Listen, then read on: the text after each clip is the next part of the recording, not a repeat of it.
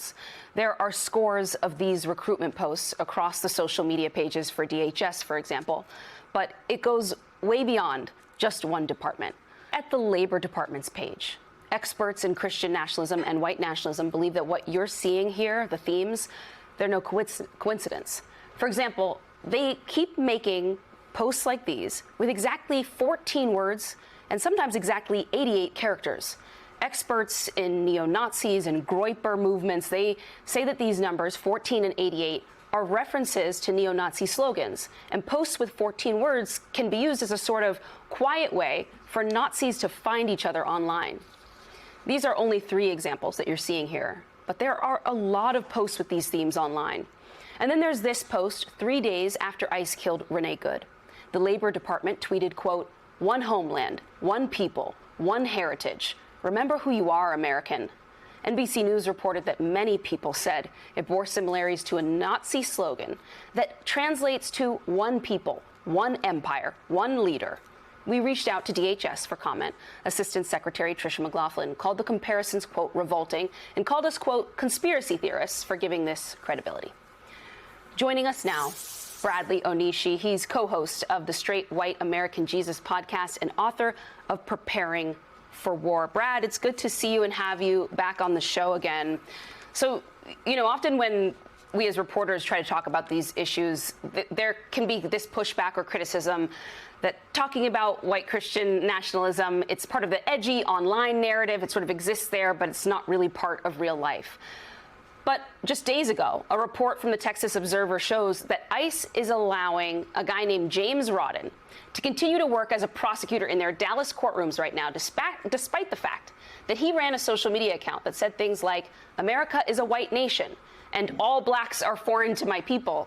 So I guess my question for you as an academic, as an expert in this space is all of this really just a coincidence?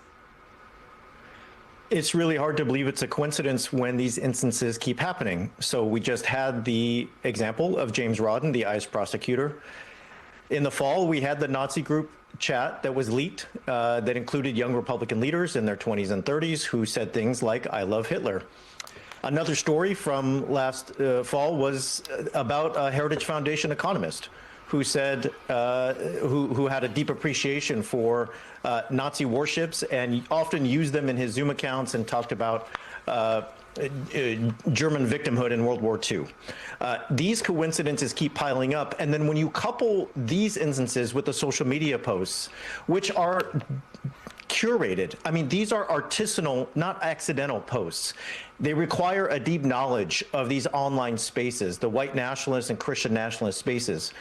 You start to see something that I think we have to take away at this moment. This is not an accident. This is who they are. And this is the message that they want Americans, and especially the recruits that they're trying to find for ICE. This is the message they want them to see. Brad, one of the big debates that I think has been going on about Trump and his supporters and the MAGA movement, at least since we started covering Donald Trump when he entered the political scene in 2015, was about whether the appeal of Donald Trump was about economic anxiety or about something darker and related to racism and the way that he, his xenophobic instincts and the way that he talked about non-white people.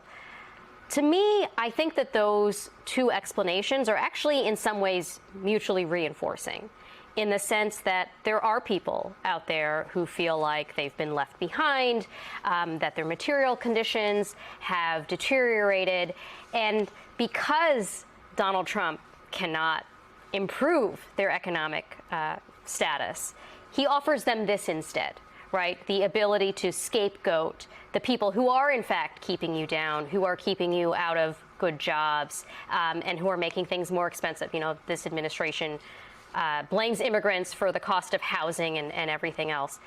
I'm wondering how you see those two forces. Do you also see a connection between, you know, the frustration with affordability issues and economic outcomes and the increasing amplification of what seems to be white nationalist rhetoric by members of this administration?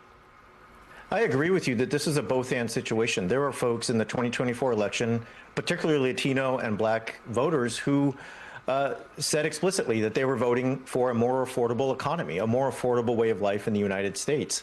However, there are also many folks in the decade that Trump has been in public life and presidential politics who are part of white grievance spaces online.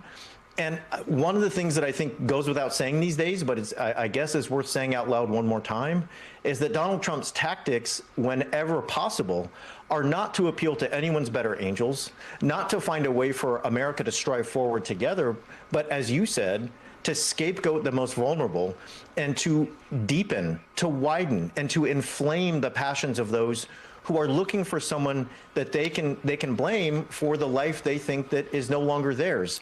That is what I see in these social media posts. That is what I saw in the response to the killing of Renee Good. And once again, these are not one-off instances. This is a system now. It is not an accident. Brad, let's talk about Nazis. I have been very disturbed by kind of the creeping revisionist history of what Nazi Germany was, what the Nazis did, that Hitler as a leader was anything but a genocidal maniac. But you do see it creeping out in corridors of online right conversation, and occasionally among a prominent commentator, some kind of history of this sort. Can you talk about how we have gotten to this place where this kind of history is even being discussed as mildly appropriate? I remember sitting with a Republican colleague in 2016, and both of us were concerned because we remarked 10 years ago that the generation that experienced World War II was sort of fading into the sunset. They were becoming older, some of them were passing away, and we worried about collective memory on this front when it came to Nazism, when it came to the Holocaust. And 10 years later, we see this revisionist history soaring to the front. And it's strategic. It serves a very specific purpose, that if you can ameliorate these histories, if you can make these stories out to be ones of a great leader with resolve who cared about his people, rather than a genocidal maniac who is bent on eradicating a certain people, then you can arrive at a place where you can admire those tactics. You can admire the ways that a strong man can order the social hierarchy, take control of a country, and supposedly make it great again. The revisionist history is a history with a purpose, and we're only going to see more of it in the future. The stunning thing is, it now seems to be coming from official government accounts, DHS, labor, and so on.